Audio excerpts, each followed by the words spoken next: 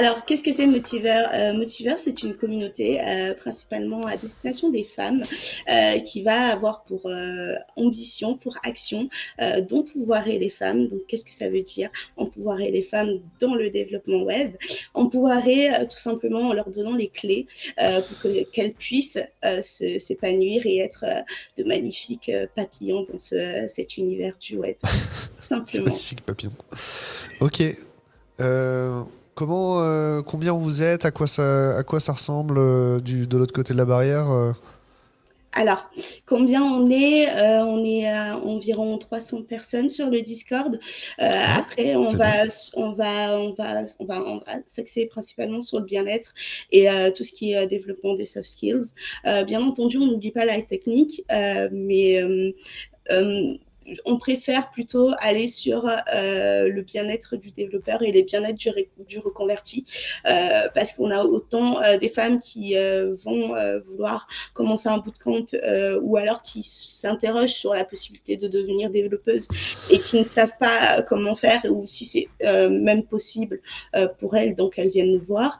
On a également des personnes qui sont en bootcamp et donc du coup qui ont besoin bien entendu de motivation parce que le bootcamp c'est quand même c'est une sacrée aventure. Donc, Ouais. on est là pour ça, pour les écouter et tout simplement une communauté où chacun est libre de pouvoir aider l'autre et lui tendre la main et partager son expérience tout simplement. Ouais.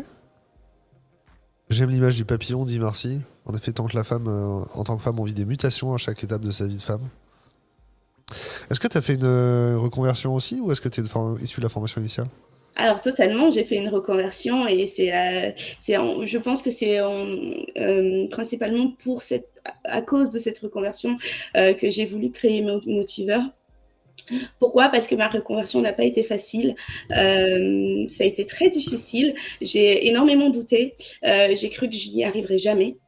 J'ai cru que c'était pas un métier fait pour moi.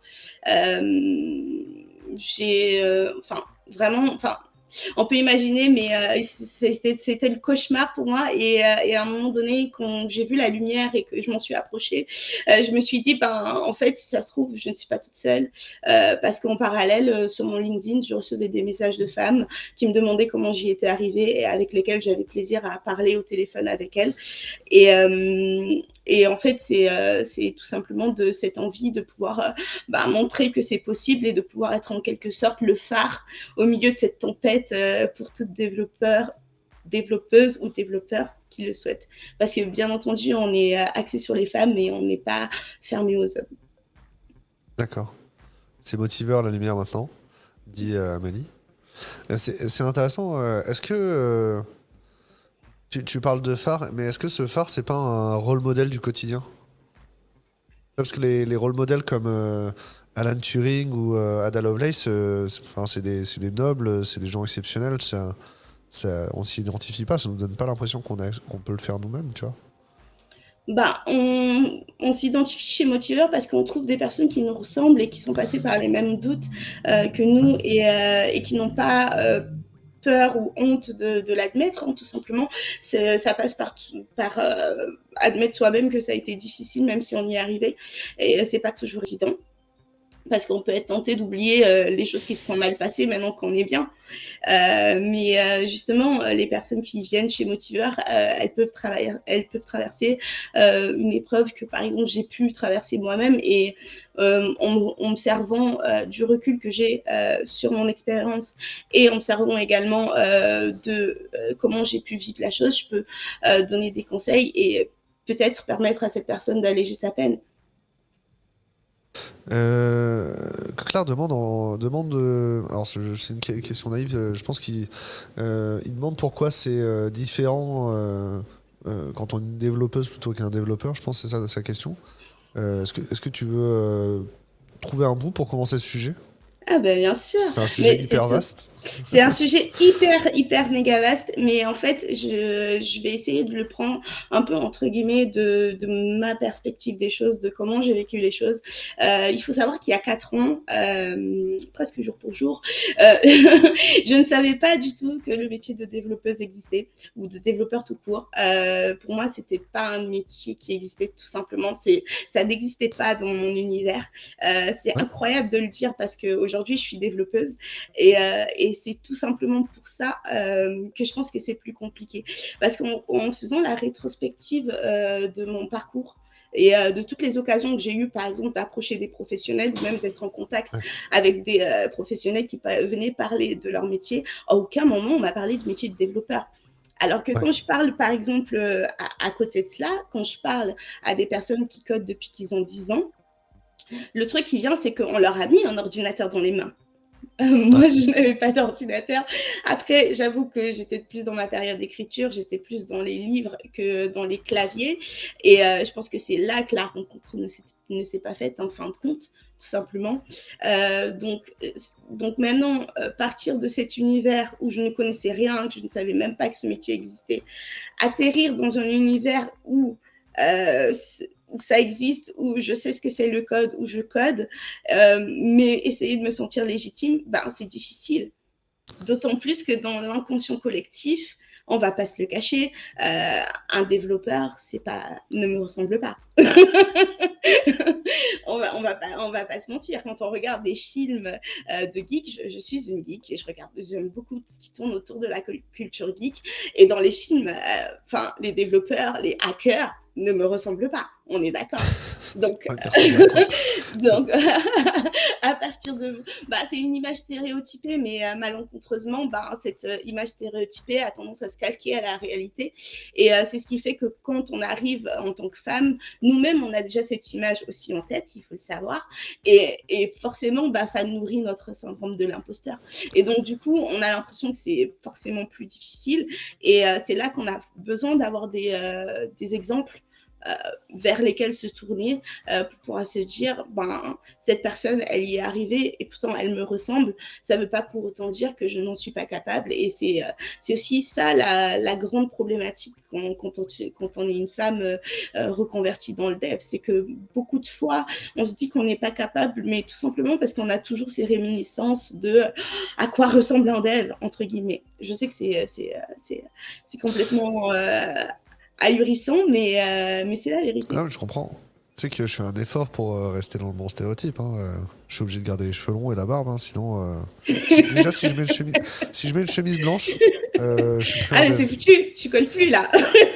Mais ça m'est arrivé de pitcher devant un patron d'une industrie, hein, donc un capitaine d'industrie, et qui me disent, mais Damien, pourquoi un site d'emploi pour les développeurs, c'est un tout petit marché, c'est pas intéressant, t'aurais mieux fait de faire un site d'emploi sur le digital, tu vois. Et je dis, mais parce que je suis un dev. J'avais pas l'habitude de le dire dans mon pitch parce que ça allait avec le code, tu vois, j'avais le code vestimentaire. Mais j'avais mis une chemise blanche pour ce rendez-vous-là. Du coup, c'était pas évident. Je dis, mais j'ai quand même des Ah cheveux non, longs, là. en même temps, si tu les perds aussi, Ouais. Et du tu coup, leur c'est envoies un une carcan photo pour. de studio. Le stéréotype existe. Le stéréotype existe, effectivement. Le barbu, alors effectivement, il y a des contre-exemples. Moi, je connaissais pas, je suis allé voir, je connaissais pas Noumi de Millennium, qui est effectivement une hackeuse. Il y a effectivement des personnages de hackers dans les films qui peuvent être féminins de temps en temps. Bonjour à Stéphane, bonjour aux gens qui nous rejoignent. Je pense aussi, enfin, alors, j'essaie de synthétiser, de reformuler, hein, pour me dire, tu me dis si j'ai bien compris.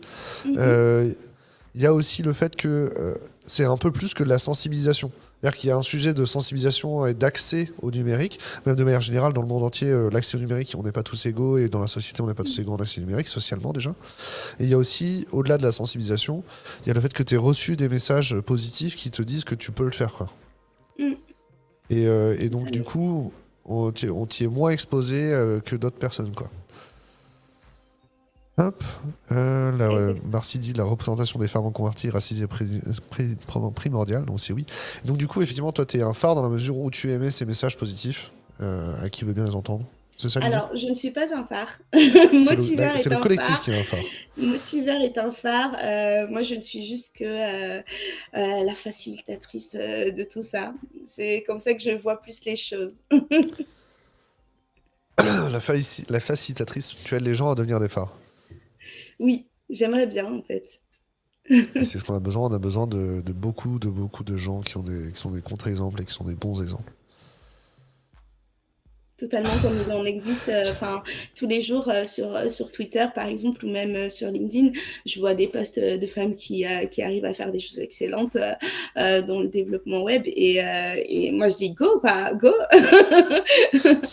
C'est vrai ce que dit Marcy, c'est que dans la pop culture, les femmes tech, c'est souvent des punks avec la moitié du crâne rasé, les cheveux rainbow et puis une veste à clous au minimum si c'est pas plus de clous que ça quoi.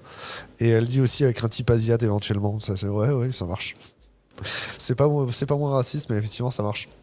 Toutes les questions qu'on a abordées aujourd'hui avec le chat, tu as répondu super simplement, de manière accessible. C'est des questions qu'on aurait pu poser sur Motiveur, Mais totalement. quasiment. Enfin, sur Motiveur, on parle de tout, hein. Et donc du coup, est-ce qu'il y a un persona, est-ce qu'il y a un déclic, si je me pose telle question, il faut que je pense à rejoindre Motiveur, comment je fais pour rejoindre Motiveur, etc. Bah, notre site internet, motiveur.fr, il y a toutes les informations dessus. Étant donné que Motiveur est fermé, à savoir que c'est via le site que vous allez trouver le formulaire en fait pour pouvoir nous soumettre votre demande, et elle Ouais. est généralement très vite étudiée. Donc n'hésitez surtout pas. Voilà. Hop. Alors, nous suivre, c'est pour vous retrouver sur les différents réseaux, etc. C'est Et ça. typiquement, si je veux rejoindre, alors ça c'est Twitch. Si je veux rejoindre le Discord, c'est le Discord qu'on veut rejoindre en particulier. Là, Voilà. j'ai Et le ben là, formulaire. vous avez le formulaire. Voilà. Le formulaire est un peu long, mais c'est fait exprès c'est pour vérifier la motivation des gens. Exactement. Motiveur. Ah, du coup, bah, c'est cool. On a fait découvrir Motiveur à au moins une personne.